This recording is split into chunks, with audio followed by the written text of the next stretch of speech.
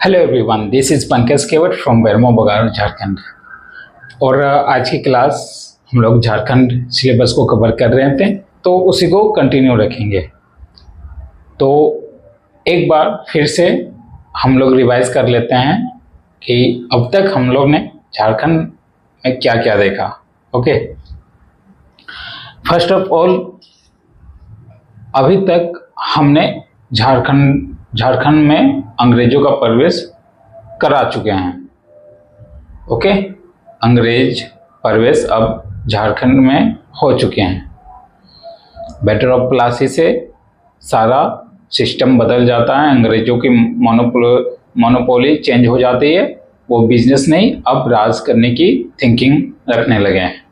Okay, तो वहाँ से इतिहास पूरी बदल जाती है, जो कि अंग्रेज के समझ यानी कि अंग्रेज के समझ में सारा इतिहास चली जाती है। अंग्रेजों का प्रवेश सिंहभूम से हुआ, ठीक है। और ये सिंहभूम उस समय कौन सी राजा या फिर किसके अधीन था, ये देखेंगे। सिंहभूम क्षेत्र पोरहाट और कोल्हान। पहले तो यहाँ के राजा कौन थे जब अंग्रेज प्रवेश किए उस समय? पोरहाट के राजा कौन थे, कोल्हान के राजा कौन थे, ठीक है। तो ये तीनों जो क्षेत्र आते हैं, ये कहाँ आते हैं? ये ईस्ट सिंहभूम और वेस्ट सिंहभूम, जो कि इस क्षेत्र ये वाले क्षेत्र में कोल्हान आया, पोरहाट आया और ढालभूम आया। ढालभूम, ओके। अब देखो कि ढालभूम के राजा कौन थे। ढालभूम के राजा उस समय जब अंग्रेज प्रवेश किए थे, तो उस समय राजा थे जगन्नाथ ढाल, ठीक। जगन्नाथ ढाल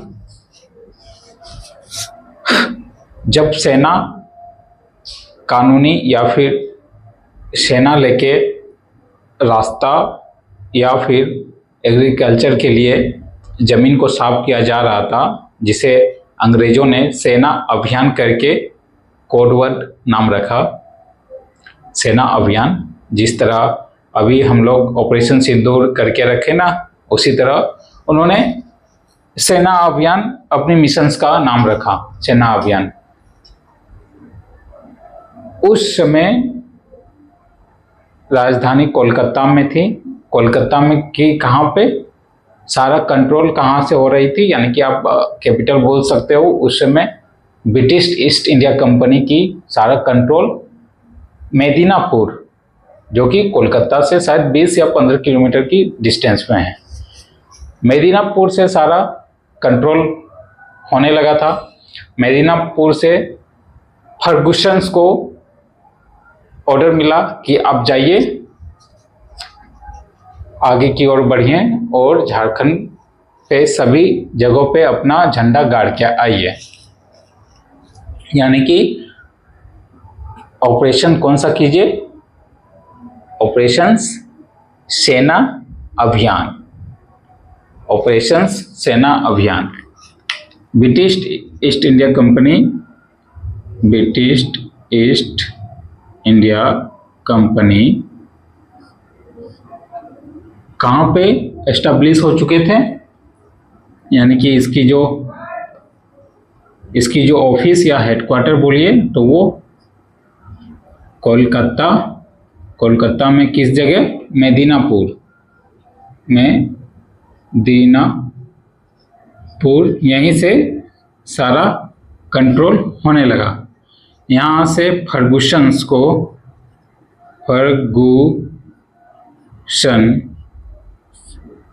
को ऑर्डर मिला कि आप सेना अभियान चला के आगे बढ़िए। तो ये फर्गुसन किधर गया सेना अभियान करते हुए? ये आया पोरहाट पे, कोल्हान पे, ढालभूम पे, यानी कि पूरी सिंहभूम पे। ओके, फर्गुसन जब सेना अभियान कर रहा था। उस समय भारत के राजा और बहुत सारे जो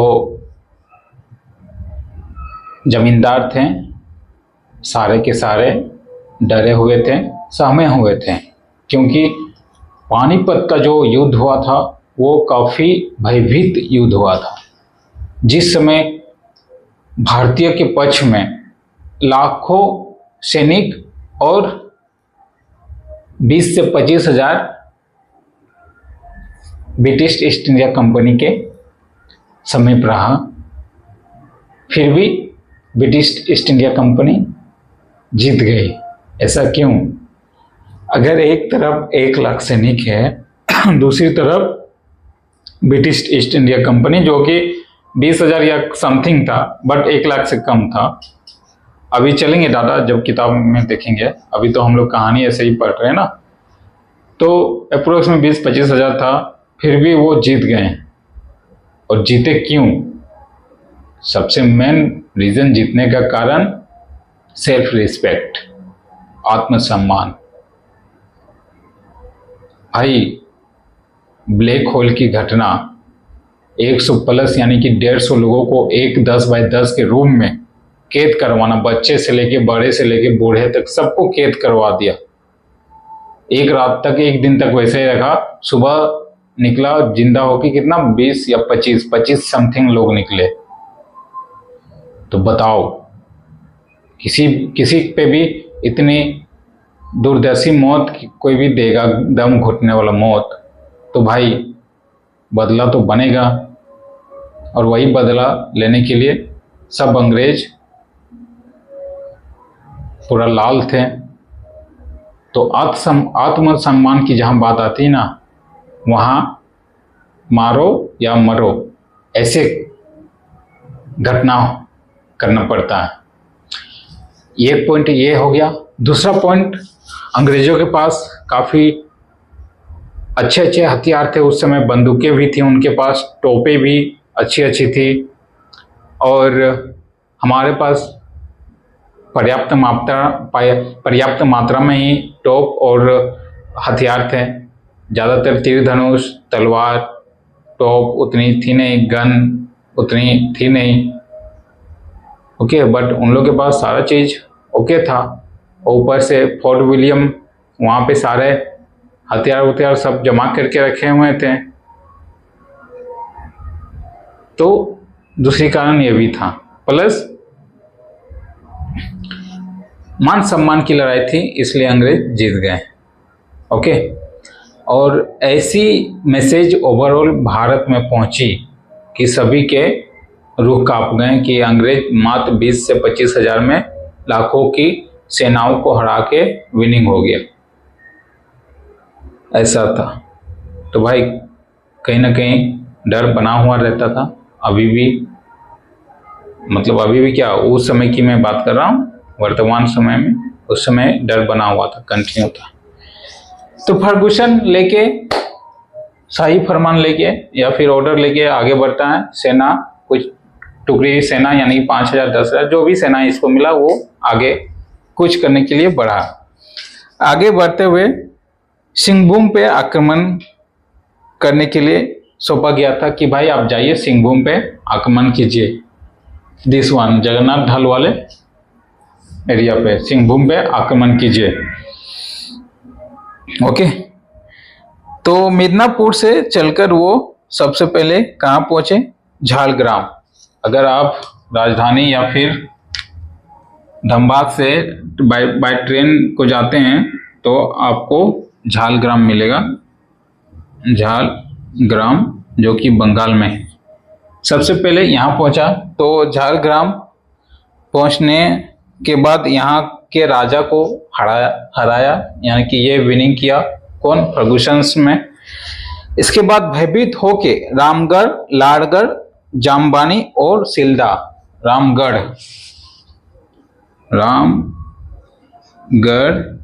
जालगढ़, जामबानी और फिर एक और था, क्या था? एक और सिल्दा, सिल्दा आज भी सिल्दा है। ठीक है, तो झालग्राम जीत गया। लड़ने के बाद भयभीत होके, ये सारे राजा निकम्बा थे, इन्हें डरे हुए राजा थे। भाई तुम्हें अगर राजगद्दी पे राज करनी है तो लड़ना तो बनेगा ना भाई। मान लो अंग्रेज नहीं आते तो तुम्हारा कोई बगल वाला ही राजा आक्रमण करता तो लड़ना तो पड़ता। तो ये बिना लड़े, जाओ भाई तुम्हारी अधीनता स्वाधीनता हम स्वीकार करते, बोलो कितना टैक्स चाहिए, 5,000, 5,000 ले लो, हम कलेक्शन करके दे देंगे। और कलेक्शन कहाँ से करेंगे? वही गरीब असहाय और अपने लोगों से ही कलेक्शन करेंगे, अपने जनता से ही कलेक्शन किया जाएगा। सेम इट इज जालगढ़ में, इसको भी डर के भय के कारण दे दिया, ये भी और सिल्दा भी खत्म। बताओ ऐसे राजा से क्या एक्सेप्ट किया जा सकता है भाई? ऐसे राजा से क्या एक्सेप्ट किया जा सकता है? क्यों नहीं गुलाम होगा भारत? होगा ना बिना लड़े। देखो कैसे कैसे बंगाल में लोग थे। ओके,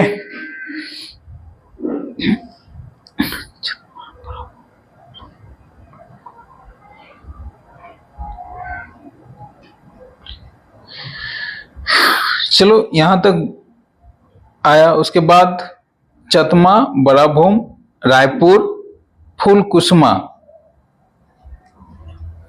अब शायद झारखंड की ओर बढ़ रहा है, ठीक ना। तो अब आया चतमा,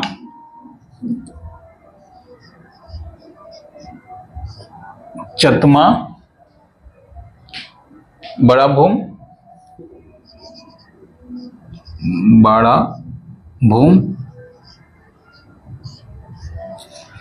फिर रायपुर और फूलकुसुमा। रायपुर और फूलकुसुमा, फूलकुसुमा कुसुमा, ये शायद अभी भी है, ये सिंदरी के आसपास में है। तो ये सब तो कौन थे? ये सब तो जमींदार थे, राजा थे नहीं। तो इन लोग भी डर के मारे दे दिया कि इतने अच्छे अच्छे राजा ने दे दिया तो मैं क्या नहीं दूंगा, जाओ। कौन मरने से पैसा, जान से प्यारी पैसा नहीं हो सकती है। ओके, तो इन लोग भी स्वाधीनता अंग्रेज से ओके कर लिया कि हाँ भाई अब भी हमसे कलेक्शन ले लो, 10,000 ले लो, 5,000 ले लो, ठीक, कलेक्शन करके हम दे देंगे, जनता से उठा के हम टैक्स दे देंगे आपको। फिर फर्गुसन घाटशिला की ओर बढ़ा, घाटशिला यानी कि झारखंड। किंतु राजा ने जब देखा कि अंग्रेजों को रोकना अब असंभव है तो समस्त संपत्ति को सहित अपने महल को आग में झोंक दिया। घाटशिला के जलते हुए महल पर 22 मार्च 1767 से 1767 ईस्वी में फर्गुसन का कब्जा हुआ। अब घाटशिला का वहाँ राजा कौन था? घाटशिला, ये मैप हमारे पास है नहीं अभी, घाटशिला मैप, जस्ट 1 मिनट मैं मैप को देख लेता हूँ, जस्ट 1 मिनट। घाटशिला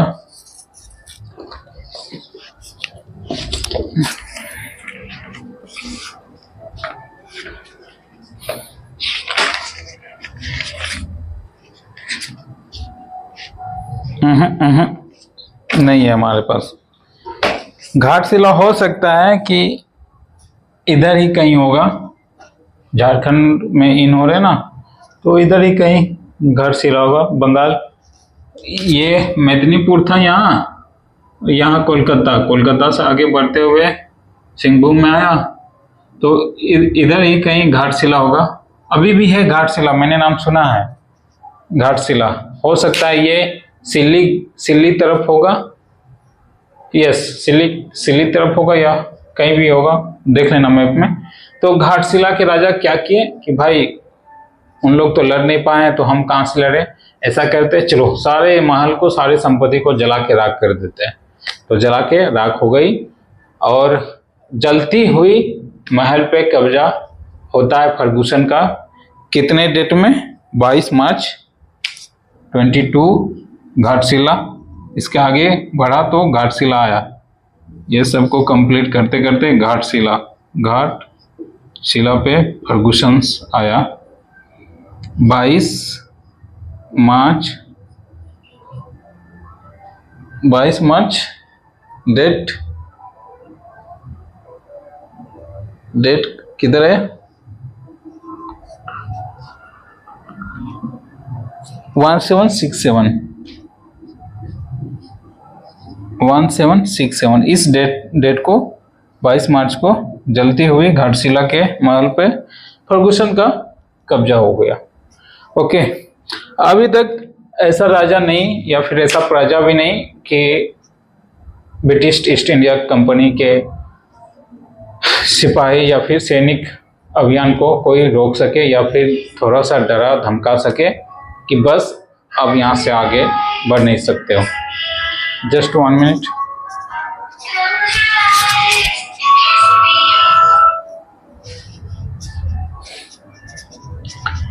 ओके,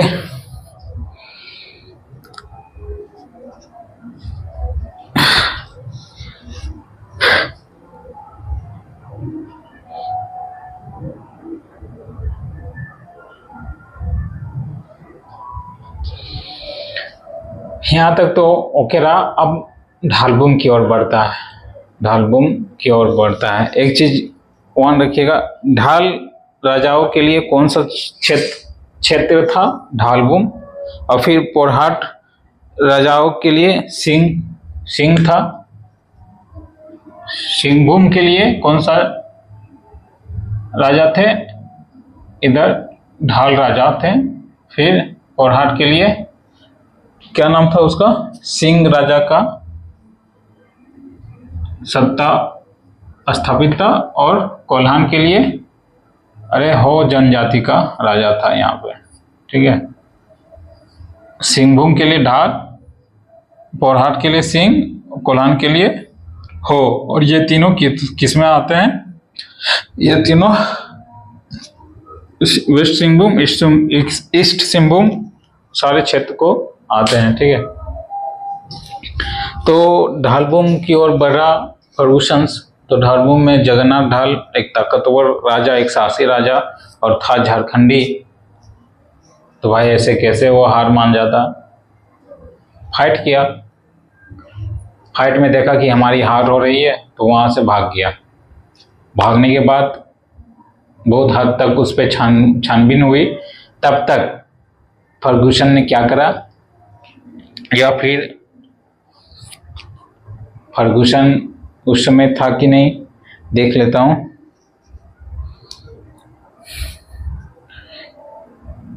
उस समय लेफ्टिनेंट ड्रूक आ गया। वर्ष 1768 में ढालबुम में गड़बड़ी पर नगर देखेंगे, इसको डीपली देखेंगे। अभी तो कहानी चल रही है ना। तो ढालबुम में पहुंच चुके हैं। अब वहां पे ढाल राजाओं का शासन था, यानी कि जगन्नाथ ढाल युद्ध में वो हारने की जैसा हो गया। तो वो युद्ध को छोड़ के भाग गया और दूसरी जगह पे यानी कि कोल्हान या पोरहाट या कहीं भी शरण ले लिया कुछ दिनों के लिए। ठीक, तो अंग्रेज को चाहिए टैक्स कलेक्शन करने के लिए। जब तक कोई राजा नहीं सिंहासन पे बैठेगा तब तक टैक्स कलेक्शन होगा नहीं। तो टैक्स कलेक्शन करने के लिए राजा बनना जरूरी है। तो राजा किसको बनाया जाता है? राजा बनाया जाता है उसके भाई नीमू ढाल को, क्योंकि नीमू ढाल को बंदी बना लिया गया था और वहां की प्रजा इस तरह से संबोधित या इस तरह से लोग थे कि राजा का ही वंशज कोई राजा बनेगा तभी हम अपनी राजा को स्वीकार करेंगे, अदरवाइज अदर कोई राजा बनता है तो फिर दिक्कत वाली बात आती है। ओके, तो उसके भाई को बंदी बना लिया अंग्रेजों ने। अब यहाँ फर्गुसन था या कोई और था वो देखा जाएगा, लेकिन जब सर्च अभियान किया कि ढालबुम के राजा जगन्नाथ ढाल कहाँ है, उस समय लेफ्टिनेंट रूक आ चुके थे। अब इसकी कहानी खत्म, फर्गुसन की कहानी खत्म। अब आए कौन? लेफ्टिनेंट रुक।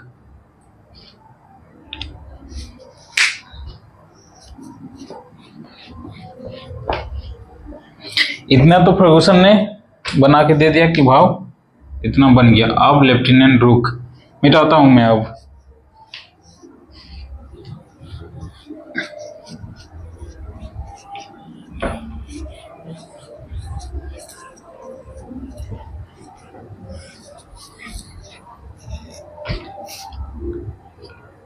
LT रुक, नाम भी ऐसा रहता ना, रुक। रुक को कैसे लिखेंगे? RUC क्या है देख लेना, मैं हिंदी में दे देता हूं रुक, लेफ्टिनेंट रुक। ढालभूमि पे राजा अब उसके चचेरे भाई, अब भाई जिसका नाम था नीमू ढाल को बंदी बनाया और उसे राजा घोषित कर दिया गया। राजा घोषित किया तो टैक्स कलेक्शन के लिए कुछ एक अमाउंट रख दिया कि 5,000 या 6,000 जो समथिंग है, बाद में हम लोग फैक्ट पे चलेंगे। तो ओके हुआ। फिर ढाल, जगन्नाथ ढाल, भाई मेरी राजागिरी तो चली गई, अब क्या किया जाए? तो सारे लोगों को वो एकजुट करने लगा और अंग्रेजों के खिलाफ सारे अभियान चलाने लगा, जिसमें कि गोरिल्ला युद्ध, जैसे तैसे मारपीट, लूटना, ये सब होने लगा। तो धीरे धीरे वो फिर से आक्रमण करता है अंग्रेजों पे, और अंग्रेजों पे भी नाक में दम कर रखा था। इतना ताकतवर और इतना बुद्धिमान था राजा, अच्छा था जगन्नाथ ढाल जी। तो ऐसा था, फिर से जब अंग्रेज देख रहे हैं कि भाई इसको हराना मुश्किल है, थोड़ी बहुत नाक में दम कर रखा है और इधर ही उलझ के रह जाए अंग्रेज, तो उधर फिर मराठा लोग हैं, मराठों पे भी अंग्ल मराठा युद्ध करना है, फिर साउथ इंडिया वाला भी युद्ध करना है, वहाँ भी कब्जा करना है, फिर पंजाब में भी युद्ध करना है। पंजाब के साथ साथ अभी रुको, पंजाब फिर जहाँ जिस समय सम्राट अशोक ने सत्ता अपने क्षेत्र को बढ़ाया था, वो कहाँ था? इधर तो इंडोनेशिया तक था, बट ऊपर में मध्य एशिया तक भी क्षेत्र बढ़ा था, यानी कि यूरोप तक। आप समझ लीजिए, मध्य एशिया, यूरोप, ईरान, इराक, फिर अफगानिस्तान, पाकिस्तान, देन भारत, और इधर श्रीलंका, फिर इधर। लोग तो कहते हैं, इतिहास तो ये भी कहता है कि अशोक ने धर्म की नीति को अपनाया था। बाद में एक बच्चे को उसमें बहुत समय चला जाएगा, शॉर्टली बता देता हूँ। धर्म नीति के लिए अपने बेटे को श्रीलंका भेजा था कि जाओ धर्म का प्रचार करो, धर्म नीति का प्रचार करो। तो ऐसे थे, ठीक। फिर इंडोनेशिया, फिर इधर मलेशिया, फिर इधर म्यांमार, ये सब साउथ, इधर ईस्ट तरफ सेवन सिस्टर, ये सब अशोक के अधीन था। तो अभी तो उधर भी सारे युद्ध करना था अंग्रेजों को, सारे उधर कंप्रोमाइज करते हुए एक सशक्त, ओके समझ रहे हैं ना? तो सारे अभी यहीं पे जगन्नाथ ढाल पे ही उलझ के रह जाए, तो फिर इधर का काम कौन करेगा? ठीक ना? तो अंग्रेज भी नाक में दम कर रखा था जगन्नाथ ढाल ने, तो बोला चलो ठीक है, तुम ही फिर से राजा बनाते हैं, हमें कोई दिक्कत नहीं है, बशर्ते 5,000 4,900 समथिंग था, इतने कर हमें तुमसे उम्मीद रखता हूं, और ये हमें चाहिए ही चाहिए। मजबूरन क्या सहमति बनानी पड़ी, तो सहमति बन गई, जो भी अमाउंट है वो टैक्स देना पड़ेगा अब जगन्नाथ ढाल को। ओके, इसके बाद कैप्टन चार्ल्स मॉर्गन आए, ठीक।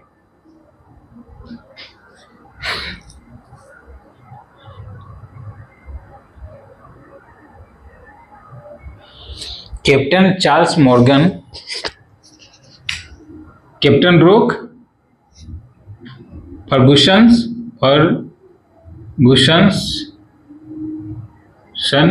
Captain Rook, then after captain Charles CHAR Morgan. तीन कैप्टन आए थे कि तीन सेना, मतलब इतने नेतृत्व करता थे, तब जाके ढाल भूमि पे सत्ता स्थापित हो पाया। उसके बाद भी पूरी तरह से नहीं, मजबूरन में राजा मानना पड़ा जगन्नाथ ढाल को, और उनसे संधि करनी पड़ी कि 5000 समथिंग चाहिए।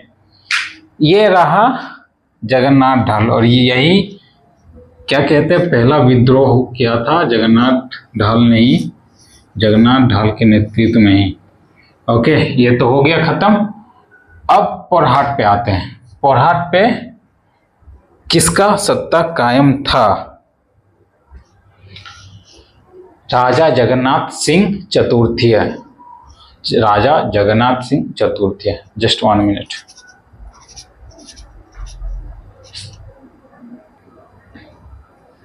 ओके, सिंहभूम क्षेत्र खत्म। अब पोरहाट पे आते हैं। पोरहाट के बाद कोल्हान। हो जनजाति बहुत ताकतवर थे। हो जनजाति एक विद्रोह भी हुआ था, बहुत ताकतवर लोग थे, एकदम आदिवासी मूलवासी थे ये लोग। पोरहाट पे आते हैं। पोरहाट पे क्या मैटर था? पोरहाट पे मैटर था राजा घनश्याम सिंह। घनश्याम सिंह। ओके, लेकिन उस समय से पहले राजा कौन थे? राजा जगन्नाथ सिंह द्वितीय। ठीक, राजा जगन्नाथ सिंह द्वितीय। और होता है ना, भाई भाई में किसी की बनती नहीं, तो उसका भाई शिवनाथ सिंह थे जो कि विरोधी थे। अच्छा, 1 मिनट। भाई शिवनाथ सिंह चचेरा भाई था, विरोधी चचेरा भाई। हाँ, राजा जगन्नाथ सिंह चतुर्थी। पोरहाट का राजा कौन? राजा जगन्नाथ सिंह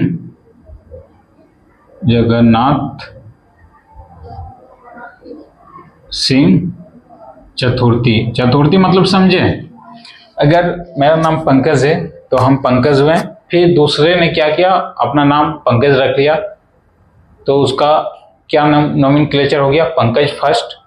फिर उसके बाद भी और पंकज आ गया तो पंकज सेकेंड, फिर पंकज आए तो पंकज थर्ड, देन आफ्टर फिर एक और पंकज आए तो पंकज फोर्थ। तो same it is Raja Jagannath Singh Chaturthi. Okay, इसका चचेरा भाई था, बहुत हरामी था, साला सत्ता का लालच था। तो ये क्या किया ना कि अंग्रेजों से हेल्प लिया कि ब्रदर हमारे पास ऐसा ऐसा है, हम आपकी स्वाधीनता को स्वीकार करेंगे, आप जो टैक्स लगाएंगे वो हम देने के लिए रेडी होंगे, बस हमें राजा बना दो या फिर सिंहासन में बैठा दो। ऐसे राजा था। अरे ये राजा का क्या नाम था? इसका चचेरा भाई का शिवनाथ सिंह। शिवनाथ सिंह। अब साला भगवान का भी नाम लेके रखा है ये, तो देखो शिव भगवान भी शर्मिंदा होंगे कि भाई मेरे नाम का भी तो थोड़ा सा लिहाज रखा क्यों। बट लालची आदमी क्या कर सकता है। तो शिवनाथ सिंह ने हेल्प लिया अंग्रेजों का। ठीक, उसके बाद पोरहाट यानी कि सिंहभूम इसलिए जरूरी था क्योंकि कटक को जाने के लिए सिंहभूम से ही जाना होता था, यानी कि उड़ीसा को जाने के लिए सिंहभूम से ही जाना होता था। और बनारस और उड़ीसा ये दोनों की सड़क बनाना बहुत जरूरी था। बनारस से ये आपका सिंहभूम है, और बनारस आपका कहाँ पड़ेगा? यहाँ अगर दिल्ली है, यहाँ यूपी है, तो बनारस समथिंग यहाँ पड़ेगा। ठीक है, तो ये रास्ता बनाने के लिए सिंहभूम क्षेत्र पर विजय पाना अंग्रेजों का बहुत ही जरूरी था, बहुत ही जरूरी था। ओके,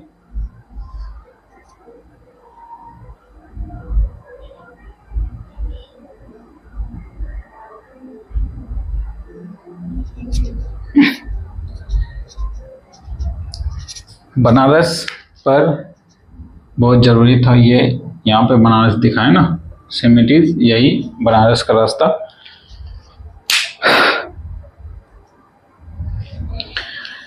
जरूरी था भाई। अब अंग्रेजों से टक्कर लेने कौन आ रहे थे? आ गए राजा जगन्नाथ सिंह चतुर्थी। और उस समय कैप्टन फोर्बिस कर रहे थे क्या? अंग्रेजी अधिकार थे कैप्टन फोर्बिस।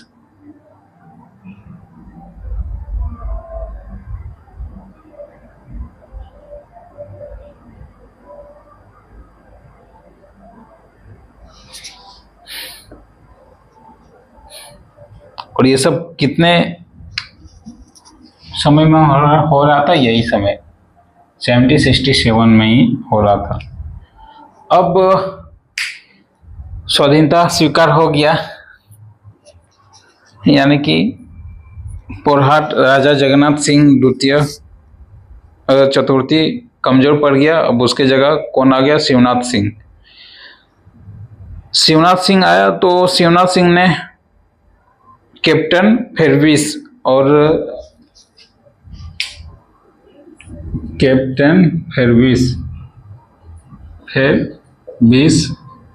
उस समय सेना अभियान कर रहे थे।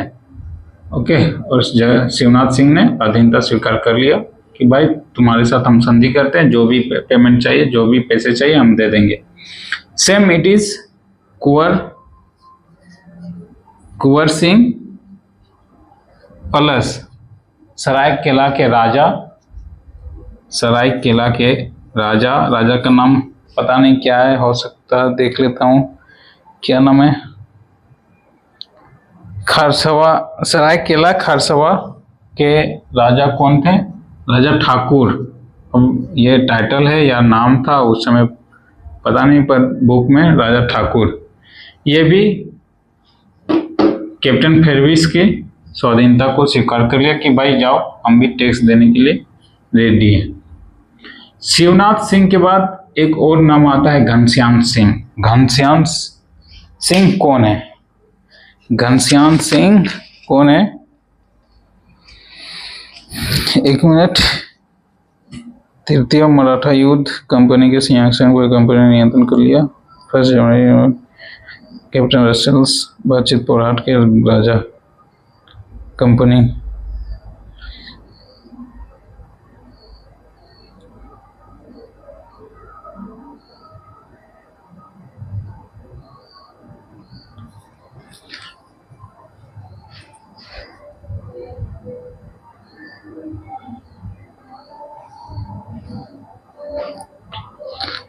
ये इतना मैटर हो गया। अब आता है कैप्टन रसेल्स। अच्छा, ये तो 1767 में हुआ। इसके बाद कैप्टन रसेल्स का पीरियड आता है 88। Just 1 minute. ओके। तो कुंवर सिंह और राजा ठाकुर सिंह कैप्टन फेरविस की सेना अभियान के दरमियान इसने भी स्वाधीनता स्वीकार कर लिया। अब इसी पीरियड में उस समय अंग्ल मराठा युद्ध चल रहा था। अंग्ल मराठा युद्ध, कैप्टन रसेल्स आए थे यहाँ पे। भाई इसकी जगन्नाथ सिंह चतुर्थी की राज दरबार गई, तो ये तो शांत नहीं रहा होगा। अच्छा, और पीरियड था 1767, अब 1788 आ रहे हैं, यानी कि अंग्ल मराठा युद्ध 88 में ही था ना। एक मिनट, नहीं, 1 फरवरी 1820 में था। 1818 में, हाँ 1888 में नहीं, 1818 में अंग्ल मराठा युद्ध हुआ था। 1818 में फर्स्ट अंग्ल मराठा युद्ध हुआ था, जिसमें विजय हो गए थे कौन? अंग्रेज। तो विजय होने के बाद यह रास्ता बहुत जरूरी था, क्योंकि बंगाल से भी लगती थी, फिर बनारस से भी लगती थी, और कटक उड़ीसा से भी लगती थी। ठीक है, जरूरी था। अब 1888 के बीच में यहाँ पोरहाट के राजा कौन थे? घनश्याम सिंह। इसी के वंशज होंगे, कुंवर सिंह के ही वंशज होंगे या शिवनाथ सिंह के ही वंशज। सब तो राजा का बेटा राजा ही बनता था ना, तो वंशज भाई वंशज। और उस समय वंशज में आए थे घनश्याम सिंह। घनश्याम सिंह। ओके, इसने भी सेमिटिज ताकतवर था, बट ये भी चालाकी देख रहा था कि अगर मैं अंग्रेजों की सत्ता को स्वाधीनता को स्वीकार करता हूं तो मेरे को भी कुछ प्रॉफिट होगा। तो इसने अपनी शर्त रखी, 4-5 पॉइंट शर्त रखी, 1 2 3 4 5 पॉइंट रखी, और अंग्रेजों के भी 5 पॉइंट थी। 5 पॉइंट में सब में मतलब सहमति बन गई। तो हाँ भाई, जाओ भाई, हम तुम्हें यहाँ के राजा मान लेते हैं और तुम्हें सौंप देते हैं। ठीक, घनश्याम सिंह अब खत्म। अब कोल्हान, हो जनजाति, ये खतरनाक लोग हैं, हो जनजाति। ठीक है, विक्रम सिंह यहाँ के राजा थे, विक्रम सिंह। विक्रम सिंह फिर देखते हैं हो जनजाति में।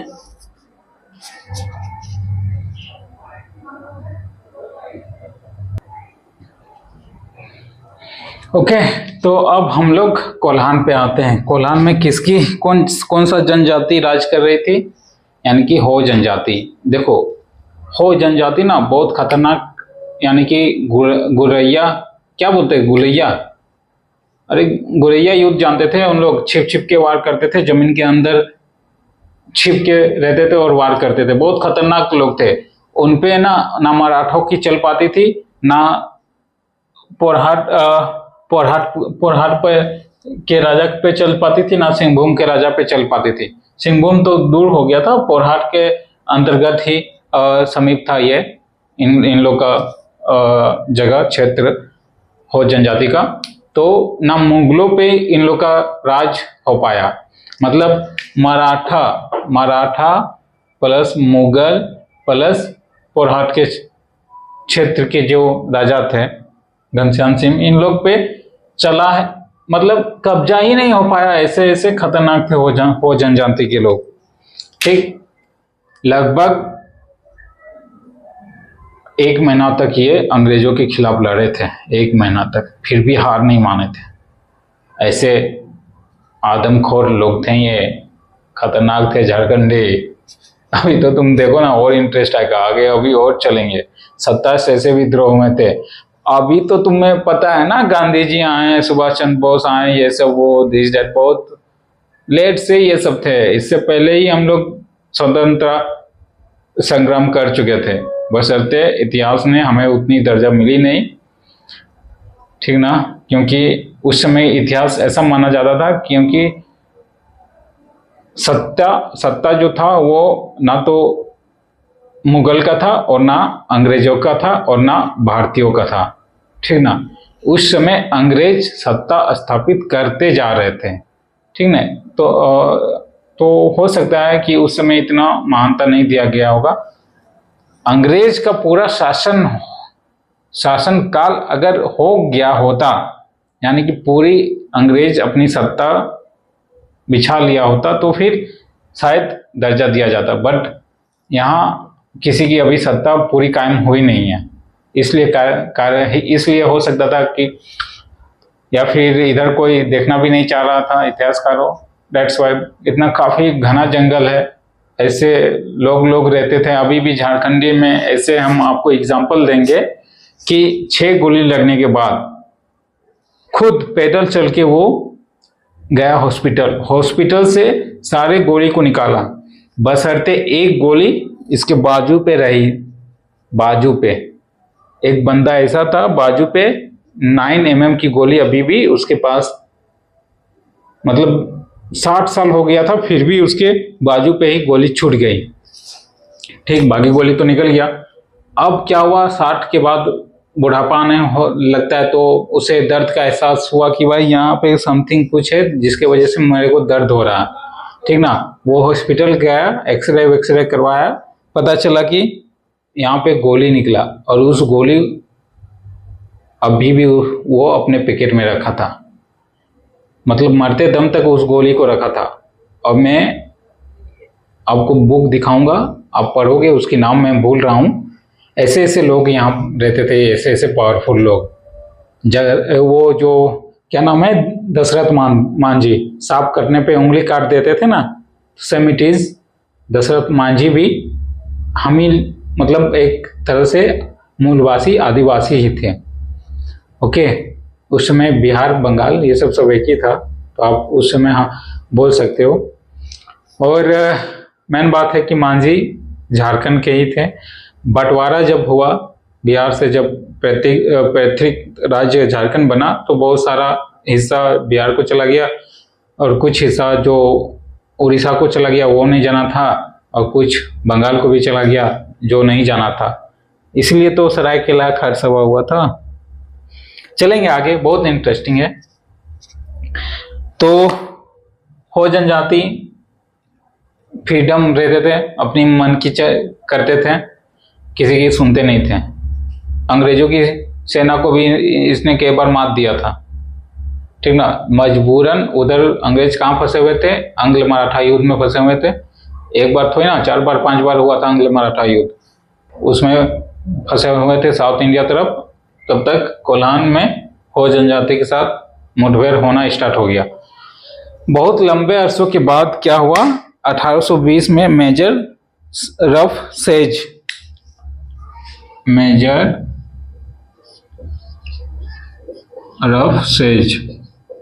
ये कितना 1820 में, ये क्या हुआ था 1820 में चाईबासा के रोरो नदी, यह नदी है, ठीक है, रोरो नदी हो जनजाति से युद्ध करना पड़ा 1820 में। 1820 में हो जनजाति से युद्ध करना पड़ा। देखिए युद्ध हो रहा है, कंटिन्यू हो रहा है, 1 महीने तक हो जनजाति के लोग लड़ रहे थे। इसमें नहीं लड़ रहे थे शायद, इसके बाद में लड़ रहे थे। तो दमन के बावजूद भी चलो भाई हो जनजाति के युद्ध हुआ, हार गए, इन लोग हार गए। तो भाई पूरी तरह से नहीं हारे हैं, चलो इसमें भी संधि हुई कि हम ठीक है और हाट के राजा को हम कुछ टैक्स देने के लिए रेडी हैं, लेकिन सारे टैक्स नहीं, दक्षिण वाला हिस्सा में हम लोग टैक्स नहीं देंगे, ठीक, दक्षिण वाला हिस्सा को टैक्स नहीं देंगे। होगा प्लेस, कोई ये प्लेस है, ये पूर्वी मान लेते हैं, ये पश्चिमी, ये नीचे वाला दक्षिणी मान लेते हैं, ठीक है, वहां के हिस्सा को नहीं देंगे। बोले चलो भाई, नाक में दम रख कर रखा था, इतना तो आया, समथिंग कुछ हुआ, धीरे धीरे अंग्रेज फैलने लगे। देन आफ्टर फिर 1821 में किसके विरुद्ध कर्नल, बेटा बाहर जाओ, बाद में यहाँ रख दो बेटा, वहां रख दो। कर्नल रिचर्ड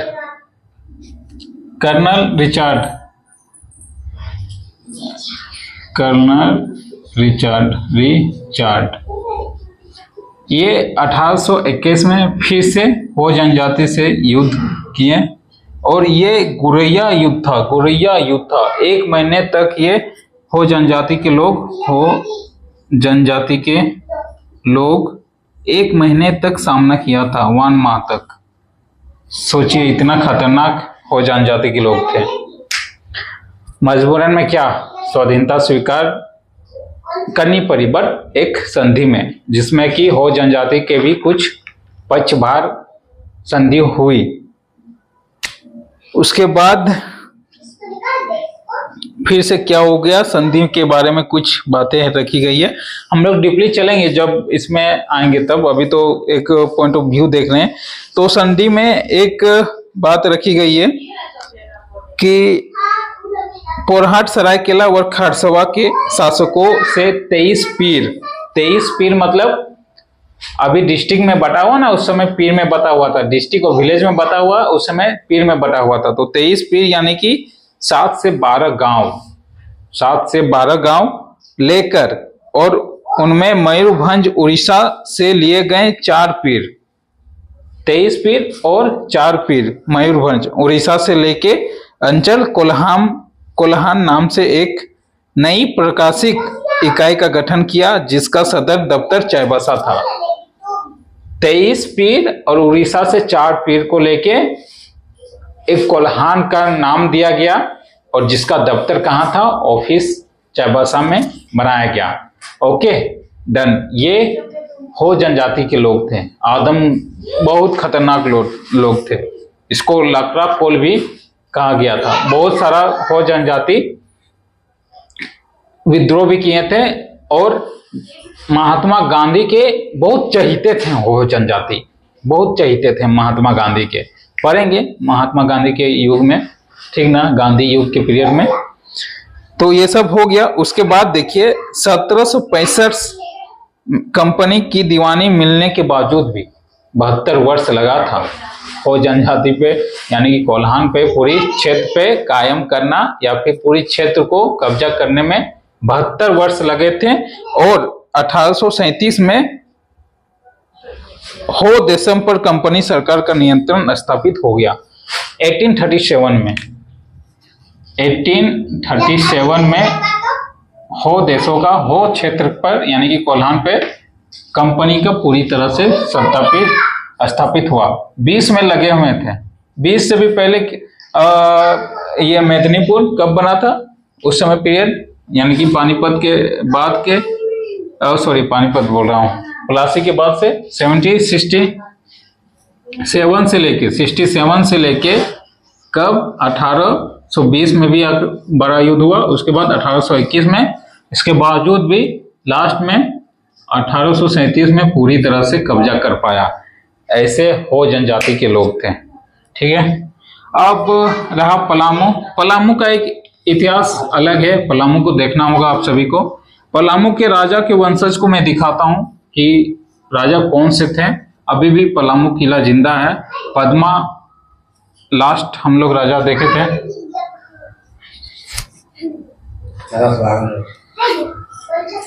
पद्मा राजा को हम लोग लास्ट जानते हैं पलामू में।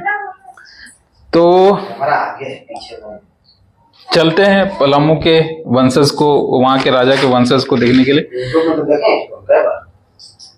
उस समय का राजा 1590 में अकबर के समय में राजा भगवत राय थे। राजा भगवत राय, पलामू राजा भगवत राय, ठीक। और ये किसके समकालीन थे, अकबर के समकालीन में। हम लोग अभी पॉइंट ऑफ व्यू से चल रहे हैं। अभी पढ़ेंगे मध्यकालीन इतिहास, पढ़ेंगे कि अकबर, बाबर, हुमायूं, फिर शाहजहां, इस सब पीरियड में कैसे था और तानसेन ने कैसे कब्जा किया, कैसे तानसेन ने अपनी सत्ता को स्थापित किया झारखंड में। ये सब पढ़ेंगे अभी पॉइंट ऑफ व्यू से। राजा भगवत राय, देन आफ्टर जहांगीर के टाइम पे अनंत राय था। अनंत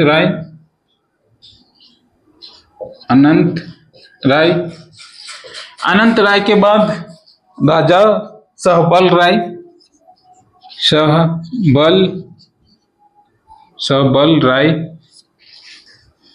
और ये किसके समकालीन थे पता नहीं। इसके बाद प्रताप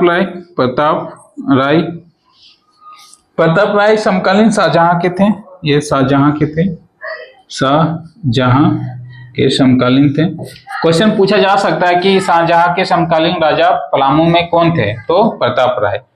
अनंत राय किसके समकालीन थे, ये जहांगीर के समकालीन थे। जहांगीर के समकालीन थे। देन आफ्टर, 1 मिनट में इंक डाल लेता हूं।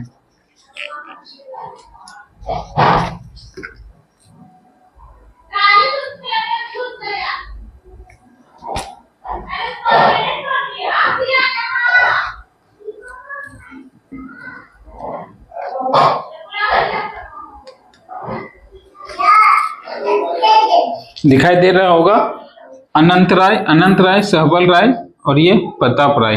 देन आफ्टर प्रताप राय के बाद भोपाल जी आए। भोपाल के बाद मेदिनी राय आए। मेदिनी राय से हमारा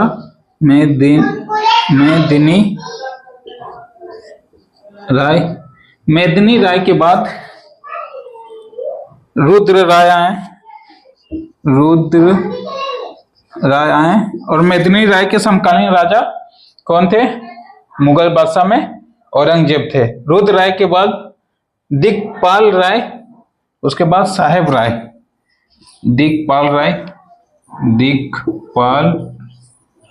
राय, फिर साहेब राय। साहेब राय ये राजा थे उस समय के। सहबल राय दिखाई दे रहा है कैमरा में, एक बार नोट डाउन कर। हाँ थोड़ी बहुत है। तो ये पलामू के समथिंग थे। पलामू आप देख सकते हैं, पलामू, गढ़वाल, लातेहार इस समय यहाँ पलामू दिस एरिया। ओके, तो पलामू की ओर अब हम लोग बढ़ते हैं। ये राजा के वंशज है पीढ़ी बाय पीढ़ी।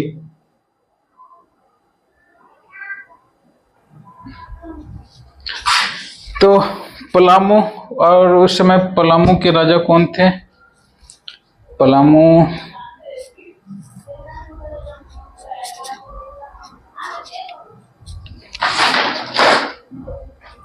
चेरो वंश के राजा का सत्ता स्थापित था उस समय पलामू में। चेरो वंश, ये जो सारे वंशज है ये चेरो वंश के राजा हैं। ओके, हुआ यूं कि आपसी लड़ाई के कारण पलामू कभी स्थिरता में रहा नहीं, यानी कि घरेलू लड़ाई होते रहा, आपसी संबंध में लड़ाई होते रहेगी। तो फिर लड़ाई होने के लिए भी तो आपको आर्थिक, शारीरिक सब चीज मजबूत होना चाहिए। आर्थिक मजबूती अच्छी रही तभी आप खान पान कर सकते हो। तो ये सब में इकोनॉमी का बहुत बड़ा रोल रहता है, यानी कि इकोनॉमी आपकी सही नहीं है तो आप और नीचे गिर जाओगे और खत्म हो जाओगे। ओके, तो हुआ यूं कि उस समय राजा था राजा जयकृष्ण राय। 1722 से 70 तक का इसका शासन काल था। जयकृष्ण राय, ये थोड़ा सा मिटाना होगा हमको। चेरो वंश, ये आप लोग नोट डाउन कर लीजिए।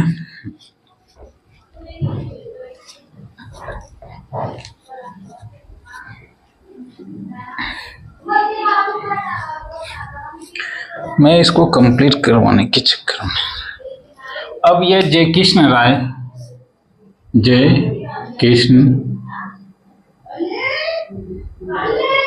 राय उस समय का राजा था। अब जयकृष्ण राय ने क्या किया देखो।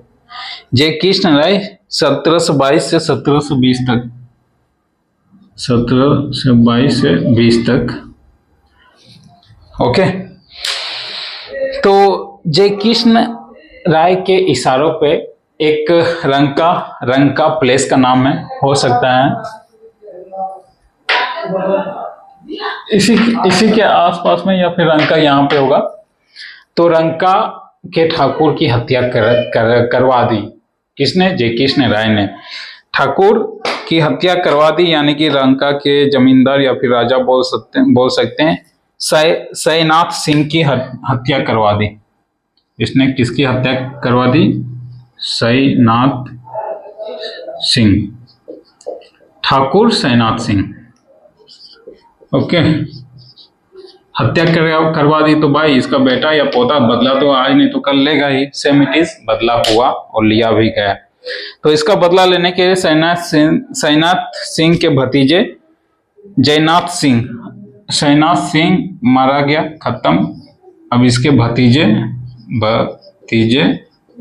जयनाथ सिंह ने बदला लेने का ठाना। जयनाथ सिंह, ओके। जयनाथ सिंह ने चित्रजी राय कौन थे? जयकृष्ण राय के पूर्ववर्ती शासक रंजीत राय का पोता था। चित्रजी राय, जयनाथ सिंह ने किससे हेल्प लिया? चित्रजीत राय से हेल्प लिया। ओके, और चित्रजी राय कौन थे? बाद में, ठीक है। अभी यहाँ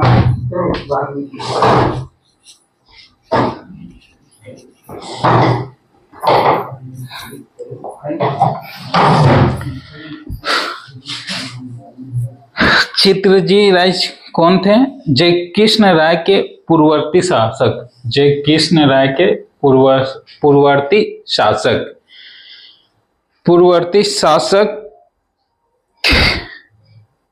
रंजीत राय का पोता। पूर्ववर्ती शासक कौन था? रंजीत राय, और रंजीत राय का पोता है चित्रजीत राय। ये दोनों मिलके इसको मारा। ओके, हाथ मिलाकर 1770 में सतबरा बा के निकट चेतमा की लड़ाई में जयकृष्ण राय को हराकर मार डाला। पलामू किले में अब ये दोनों का सत्ता स्थापित हो गया पलामू किले में। कितना?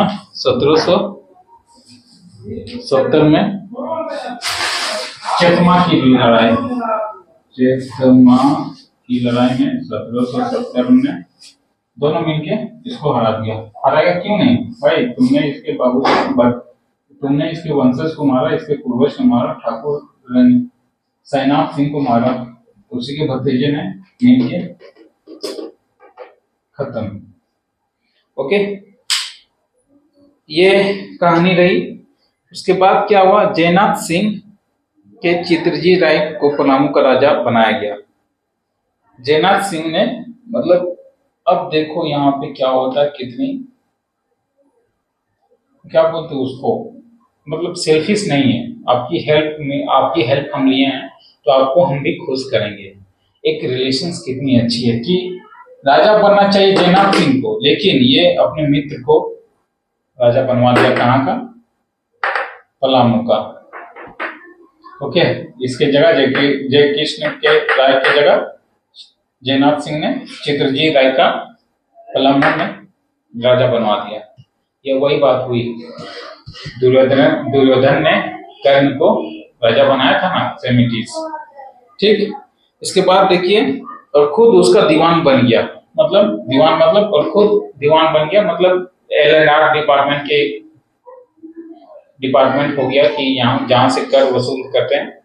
अब समझ लो आज के टाइम में पीए बन गया, पर्सनल असिस्टेंट बन गया। ठीक, अब आगे देखिए, दिग्वंत शासक कृष्ण राय के पक्षधर उद्वंत राय अखोरी पटना जाके कृष्ण राय के पोते गोपाल राय को पलामू की गद्दी दिलाने की याचना की। जय कृष्ण राय के पक्षधर। अब भाई इसके पक्षधर कौन है? इसके पक्षधर है उद्वंत राय अखोरी, यानी कि ये तो खत्म हो गया। अब इसका कोई दोस्त होगा, दोस्त मान लेते हैं, या पक्षधर बोलिए, पक्षधर मान लेते हैं, उद्वंत राय अखोरी। उद्वंत राय अखोरी ये एक याचिका डाली पटना के ऑफिस में। उद्वंत राय अखोरी समथिंग नजर आ रहा है ना?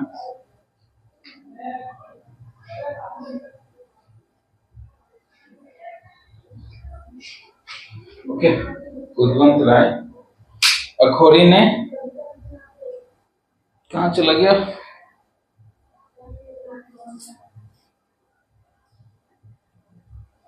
उद्वंत राय अखोरी ने पटना जाकर कृष्ण राय के पोते गोपाल राय। अब इसका पोता कौन है? ये तो मारा गया, तो इसका पोता कौन है? गोपाल राय। उद्वंत राय पक्षधर है, दोस्त है। ठीक है, उद्वंत राय पक्षधर है, दोस्त है। इसने पटना में जाके याचिका दायर की गोपाल राय के पक्ष में कि भाई जय कृष्ण राजा थे तो दूसरा चित्रजीत राय क्यों राजा बनेंगे? ये तो वंशज में है नहीं जय कृष्ण राय की बात, धोखे से या फिर मिलके जो भी मारा है, तो हम ये कभी हम चाहेंगे नहीं, या फिर हम भी अगर इसके सेनापति रहते हैं तो हम नहीं चाहेंगे कि कोई और बाहरी लोग आके यहाँ पे राजा या अपनी सत्ता स्थापित करे। तो जय कृष्ण राय का पोता गोपाल राय इसके समक्ष में एक लेटर डाला पटना में। कौन डाला? उद्वंत राय अखोरी ने, जो कि इनके फेसबुक में हिस्से मारते थे, या फिर इनके सैनिक या कोई पीए होंगे। ठीक है, याचिका डाला पटना में। अब हेल्प मांगने जा रहा है कि भाई हमको हेल्प करो यार, हम लड़ नहीं पाएंगे। इसकी उम्र क्या होगी? ज्यादा से ज्यादा 18-20 साल जो भी होगी। अब देखो, आ बैल मुझे मार, ये हाल हो गया। पलामू अब तक अंग्रेज देखे नहीं थे, या फिर अंग्रेज अभी तक आए हुए नहीं थे। बुलाया गया किसने बुलाया? उदवंत राय ने बुलाया पटना जाके कि आओ भाई अंग्रेज हमें बचाओ, हमारी सत्ता दो। ये पलामू अभी तक अंग्रेजों के शासन में नहीं था। अब देखो आबेल मुझे मारी, ये वाली हार हो गई। ठीक है, एक अर्जी डाली वहां पे, और उस समय कंपनी ने गोपाल राय का समर्थन करने का निश्चय ले लिया कि हाँ भाई चलो, आबेल मुझे मार वाली बात हो रही है, इसको मारेंगे, हमारी सत्ता जाएगी, हमको भी कर मिलेगा। सिंहभूम तो हो ही गया अपना, पोरहट भी हो ही गया, कोल्हार भी हो ही गया, पलामू की बारी है।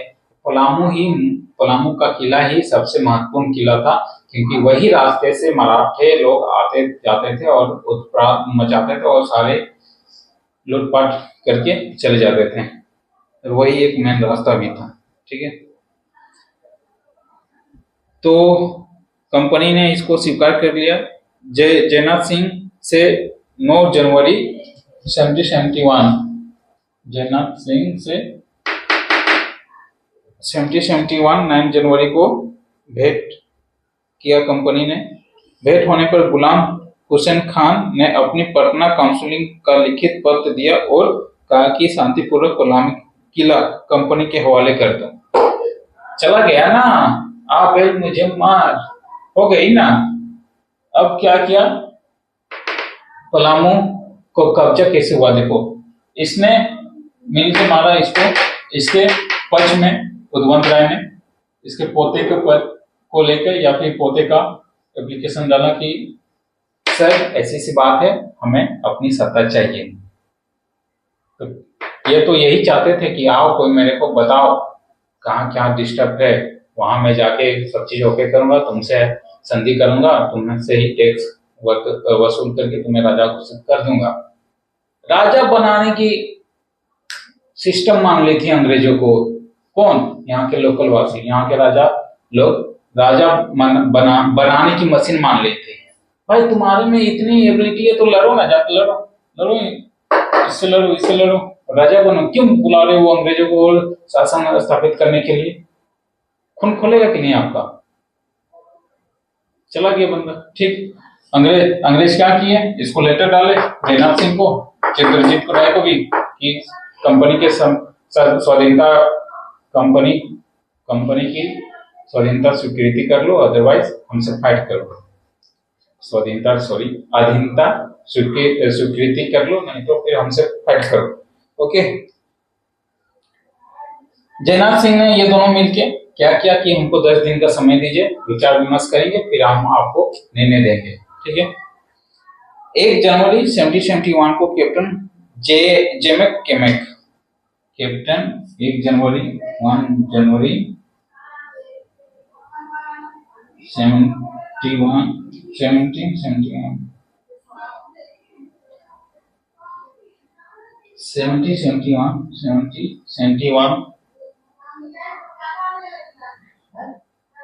1771 को कैप्टन केमेक को औरंगाबाद पहुंचने का आदेश दे रखा था। कंपनी का हैरी पामर एवं एडवर्ड गोल्डिंग को सैनिक टुकड़ियों के साथ कैप्टन केमेक के पलामू अभियान के साथ देने को कहा। यानी कि कैप्टन जेमेक केमेक, अब यहां देखो अंग्रेज आ रहे हैं। कैप्टन जेमेक केमेक, चलो नाम भी है केमेक।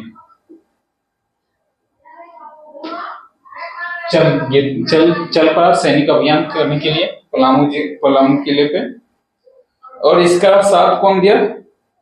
हैरी पामर एवं एडवर्ड गोल्डिंग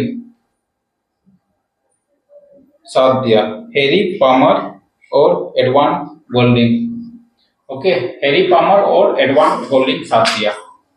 ज्यादातर नाम मत रखिए आप, ये नाम रखिए ना, क्वेश्चन यही आएगा।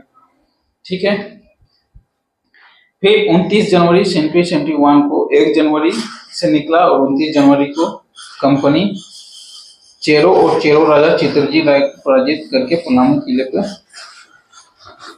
सत्ता अधिकार कर लिया। 21 दिन, औरंगाबाद से 21 दिन लगा सबको मिल के आने में, और जयनाथ सिंह चित्रजी राय सबको खत्म करते हुए सत्ता अपना स्वीकार कर लिया और रामगढ़ की ओर चले गए। अब पलामू से रामगढ़ भी हाथ से निकल रहा है। देखो सत्ता स्थापित करते हुए इसके बाद चित्रजी राय और जयनाथ सिंह ये रामगढ़ चले गए। ये दोनों चोर कहाँ चले गए? सॉरी चोर नहीं, चित्रजी राय और जयनाथ सिंह रामगढ़ चले गए। अब रामगढ़ जाएंगे, अपनी दुख भरी दास्तां सुनाएंगे, भाई ऐसे ऐसे अंग्रेजों को पता चला कि चलो दोनों भाग के रामगढ़ गए, तो चलो फिर रामगढ़ ही। तो ऐसे करते करते झारखंड भी धीरे धीरे अंग्रेजों के हिस्से में आने लगा। उसके बाद देखिए पलामू किला पे पतन होने के बाद कैप्टन केमेक ने वहां से प्रशासनिक व्यवस्था स्थापित की, जो कि शुरू से मानसिकता थी। शुरू से अंग्रेज चाह ही रहे थे कि पलामू किला पे हम लोग कब्जा करें, तो आधा झारखंड कब्जा में। कैप्टन केमेक की सफलता पर पटना काउंसिल को बहुत प्रसन्नता हुई और उन सभी लोगों को पुरस्कृत किया जिन्होंने पलामू अभियान के कैप्टन केमेक की सहायता की। देख लो बेटा, उन लोग तो शुरू से घात लगा रखे थे, अब तुम आके और इसमें आप बैल मुझे मार वाली कहानी कर दोगे तो जाएगा ना। ठीक, पलामू के इनमें से प्रमुख थे पलामू के जयमंगल सिंह, कुंडा के धरीज नारायण और सीसी कुटुंबा नारायण सिंह। ये तीन ऐसे लोग थे जो वहां के प्रमुख थे। 9 अप्रैल 1771 को पलामू को गोपाल राय के देखरेख में रखा गया। गोपाल राय कहाँ बेटा? ये कितना 9 अप्रैल 1771 को गोपाल राय को बना दिया देखरेख में। जाओ भाई राजा, तुम हमें कर्ज उठा के दो 4000 रुपए। ठीक, 1772 में अंग्रेजों का अधिकार टॉमस स्कॉट व चेरो राजा जयनाथ सिंह के बीच युद्ध हुआ। जयनाथ सिंह के बीच युद्ध हुआ जिसमें अंग्रेजों की हार हुई। इस युद्ध के दौरान टॉमस स्कॉट में गोली लगने के कारण घायल हो गए, जबकि पेलवन नामक अंग्रेजों सर्जेंट की मृत्यु हो गई। जयनाथ सिंह ने 1772 ईस्वी में लंका के किले में अधिकार कर लिया। अब देखो मजा, रामगढ़ तो इन लोग चले गए, ये दोनों बंदे रामगढ़ चले गए, सत्ता किसकी हो गई? गोपाल राय की। अब अंग्रेज तो इन लोगों को ढूंढ रहे हैं मारने के लिए कि भाई तुम्हें तो हम जरूर मारेंगे, ठीक है, मारने के लिए ढूंढ रहे हैं। तो अब युद्ध होना जाहिर सी बात है। रामगढ़ गए, रामगढ़ में बहुत घनी जंगल, वहां के लोग को इकट्ठा किया होगा भाई लोग ने, अपनी दुख भरी रास्ता बताया होगा, तो समझ में आया होगा लोगों को, तो उन्होंने भी रामगढ़ के लोग भी उनको सहायता किए होंगे। और 1772 में टॉमस एस्कोट यानी कि चेरो राजा, ये दिस वन जयनाथ सिंह चेरो राजा के बीच युद्ध हुआ और इसमें हार गए अंग्रेज।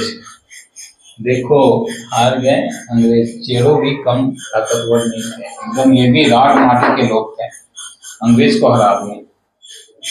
और 72 में लंका के किले पर अधिकार कर लिया किसने?